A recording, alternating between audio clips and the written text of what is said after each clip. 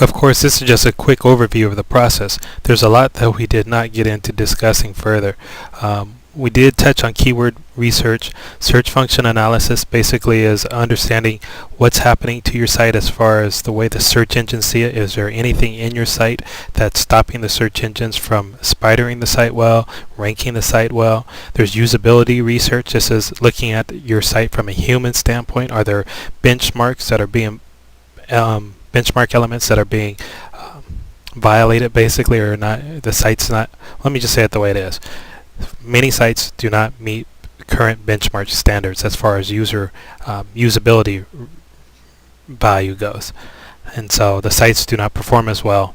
And sometimes when humans visit the site, they quickly leave or abandon the site because things don't function the way they should function or as expected to function, or there are elements missing that people are expecting to find.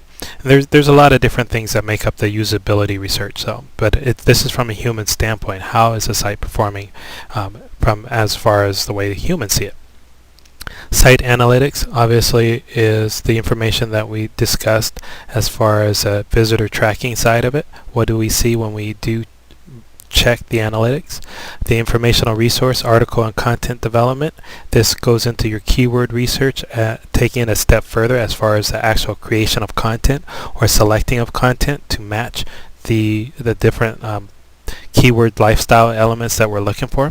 Email marketing campaign, we discussed that a little bit but not in detail.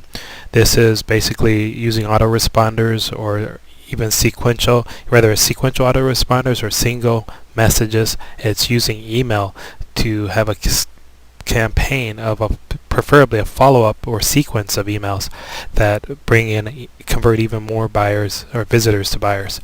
Then there's the email marketing copywriting. This is the actual writing of the emails themselves. What goes into an email to develop a relationship with people, help them to develop trust in you, and then begin to market to them directly, or even soft sell or hard sell, whichever approach is best for your market. How do you know? What are the elements that need to go in the email? And so without this step, you're going to be missing a lot of opportunities. And then 2 is the opt-in box, the squeeze page. We mentioned that as well. So these are just some of the on-site details that need to be taken into consideration when creating your site. The off-site details, the link building, analysis, and campaign creation. We discussed that a bit in the off-site factors. There are a few things that we did not discuss as far as RSS sites, social bookmarking, social networking, things of that nature. Competitive analysis, basically reverse engineer the success of your top competitors, usually the top 10 or top 100. Find out what they're doing and how they're doing it, and one-up them so that you can take their results and improve upon them for yourself.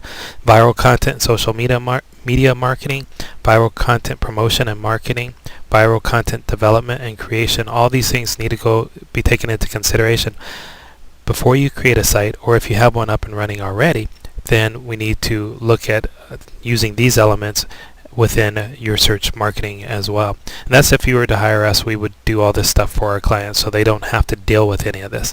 And basically we would just present the information to them and the options available specific to their results. And so you want to do the same thing for your own campaigns. Make sure that you're getting the best mileage for your efforts when you're creating your SEO online marketing program. Alrighty, that's pretty much it. On-site factors, off-site factors, visitor conversions. Want to take in consideration the lifetime value of the keywords. You want to take into consideration your action-oriented steps. And so once you have all these elements in place, you're going to be able to get the most from your SEO approaches. So at this point, I hope that this video has given you a quick overview and a starting point to use as a springboard for starting your own SEO campaigns.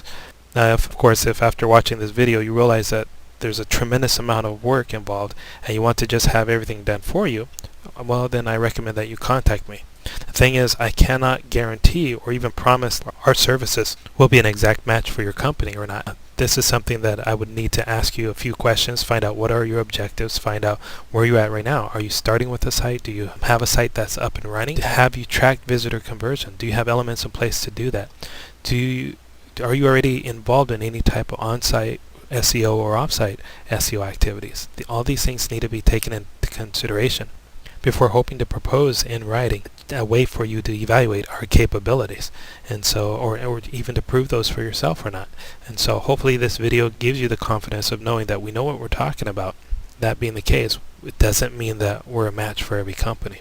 And so our processes might not be right for you, they might be, but the only way for me to know is to talk with you and ask. So go ahead and visit our site. There's a contact link usually on my right, most likely your left, and I recommend that you go ahead and click that, contact us, tell us a little bit about your company, include your web address, and a way for us to contact you both by phone as well as email. And so I hope you got something useful out of this video, and I thank you for the time you spent here. Thanks. Have a great day.